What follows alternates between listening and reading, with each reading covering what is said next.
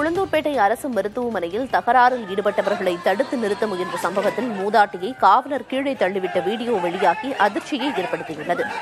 கள்ளக்குறிச்சி மாவட்டம் சேந்தநாடு கிராமத்தைச் சேர்ந்த மணிகண்டனுக்கும் ரகுபதிக்கும் இடையே கடந்த 10ஆம் தேதி மோதல் ஏற்பட்டதாகவும் இருவரையும் அழைத்து காவல்துறையினர் சமாதானம் பேசி அனுப்பியதாகவும் கூறப்படுகிறது. இந்நிலையில் இருவரும் மறுபடியும் தகராறில் ஈடுபட்டு காயமடைந்ததால் சிகிச்சைக்காக உளுந்தூர்பேட்டை அரசு மருத்துவமனை சென்றனர். அங்கும் மோதல் தொடர்ந்ததை அடுத்து மருத்துவமனையில் உள்ள புற காவல் நிலைய அறைக்கு இளைஞர்கள் அழைத்துச் செல்லப்பட்டனர். இதனிடையே கஞ்சா போதையில் அங்கு சென்ற படையப்பா என்ற இளைஞர் காவல்துறையினரிடம் தகராறு செய்ததாக கூறப்படுகிறது.